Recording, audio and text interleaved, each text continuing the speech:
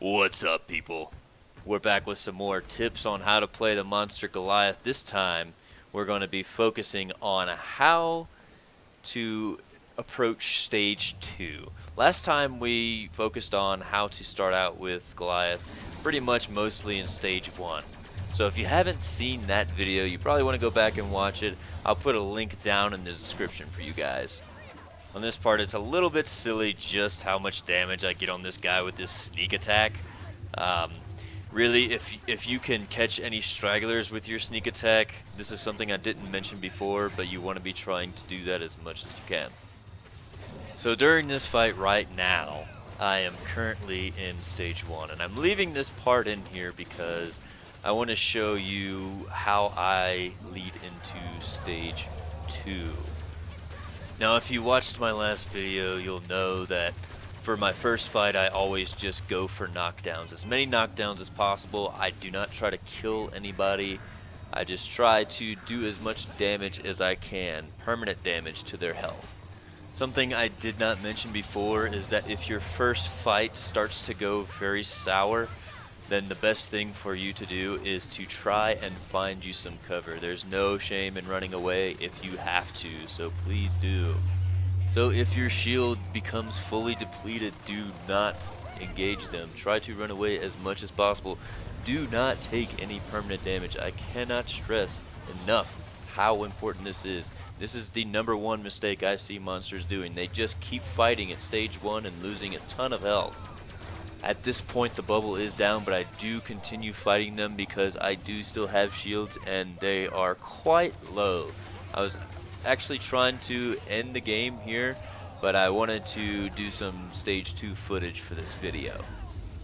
Okay, continuing on with the same game here. You want to get as much distance as possible between you and the hunters before you try to evolve. This is very important. Sniff as you are evolving.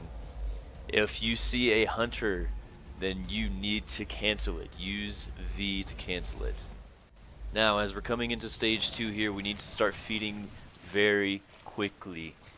If we did a lot of damage to the hunters, chances are they're trying to lick their wounds, and that's going to give us a little bit of extra time, as well as the distance that we have. Our #1 goal here is to replenish our shields. Goal number 2 is going to be on the verge of evolving before we engage our second fight. Do not get trapped in a bubble if you do not have your full shield. That is very dangerous and you will take a ton of damage. You can see here my playstyle, it does attract a lot of attention. It's not a very stealthy way to play, but it's very quick, very fast paced. You want to move around the map as quick as you can, make as much distance as you can to start feeding. As we're gearing up for our second fight here, again, we want to be looking for a good place to fight. The location of this second fight needs to be a bit more strategic than the first. With that being said, you want to keep in mind that you're on the verge of stage 3. You're going to want to engage the fight somewhere near the power relay. You don't want to do it too far, you don't want to do it too close.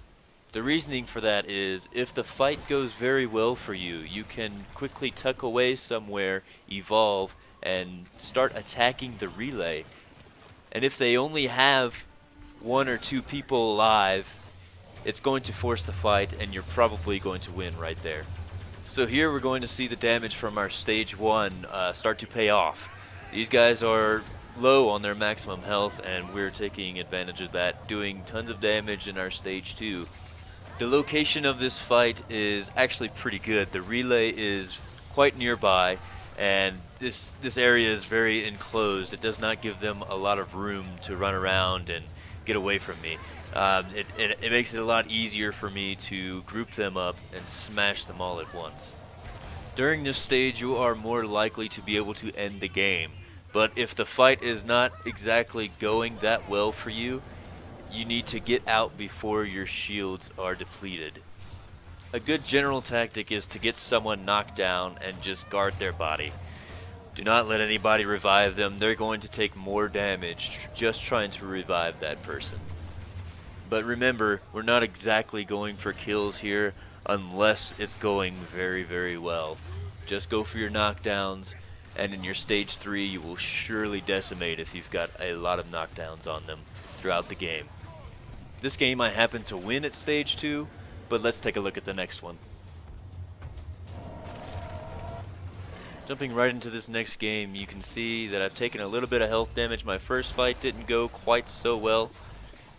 Take a look at my shields right here as I evolve, and this goes for any amount of shield that you have. If you have full shield, you will lose your entire shield when you evolve, so keep that in mind. This is why I fight throughout every stage in order to make use of every shield that I have. So the state of the game is that basically I just managed to down 2 of them and I killed Daisy. Again, at this point we're going to be retreating from the hunters. We're going to feed up until we're ready to evolve into stage 3. There's really no need to be stealthy about any of this. You just need to use your speed to get away from the hunters. But be aware when you're using this method that they are able to track you, so you need to keep tabs on them at all times. You need to be sniffing all the time, and if you see them coming after you, you need to get away. It's at stage 2 when you get your full shields that you really want to start trying to force a fight. A good way to do it is to lure them to an area that is favorable for you. You can do this using birds, you can do this however you like. Another good trick is to force a fight near a large creature. This creature can help you do damage, but be careful because this can also backfire on you. It appears that some creatures tend to attack the monster over the hunters. I have not quite figured that out yet. If somebody could comment and clear that up for us, that would be great. Now here we go. I'm going to try to force another fight here. It seems that their trapper's out here all alone, so I'm just going to go ahead and jump over here and start to harass their support and their medic. It is important to note that you can use the arena walls against them, and I'm going to do that to great effect here. And here you can see just how annoying the support can be with those shields. It can prevent a ton of damage. It is ridiculous. But really what I'm trying to do here is just trap this medic in a corner and beat her down. I find the best use for the fire breath is when they start to use their jetpacks. It's also great if they're grouped up, but I like to save it for when they jump because that happens pretty often. It's hard to do damage to them when they're in the air. Now here's what's beautiful about using your environment to your advantage. See, they're trying to come over here and revive this medic and just getting pummeled in the corner again and again. This is actually pretty silly of them. This should not have gone this well for me. You can see that I've already depleted my shields and they're starting to do damage to my health. So if they had not gotten trapped in that corner there doing dumb stuff like that, they could have done a lot to me. Now, this is one of the points in the game that is very crucial. There's one person alive, and he has another about a minute and a half before his team comes back in. And if I don't manage to kill him before then his whole team's going to drop in, and they're just going to wreak havoc on me. So, this is why, after we got stage 2, we came onto the verge of going into stage 3 as fast as possible. What I'm going to do now is find a good place to evolve, which this looks good enough, and I'm going to go to stage 3 and rush the relay. Now, the reason I'm going to do this is because if I tried to chase that trapper down and was not able to kill him within the time limit, it would have been bad. So what I'm going to do is make him come to me and just force the fight. And the fact of the matter is that if he does not come to me and stop me from killing the relay, then they're just going to outright lose the game. And I probably could have killed the trapper right there, but I'm not going to underestimate his ability to dodge. We have 30 seconds left. This is no joke. We got to finish this thing now. And look, just as we planned it in our little monster heads, the trapper's going to come to us and we're just going to slay him and end the game.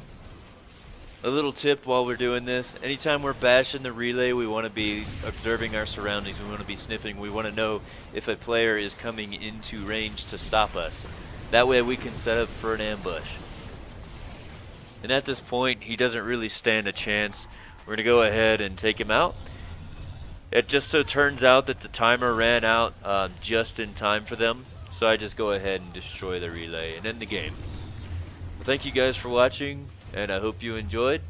Have a good one, guys.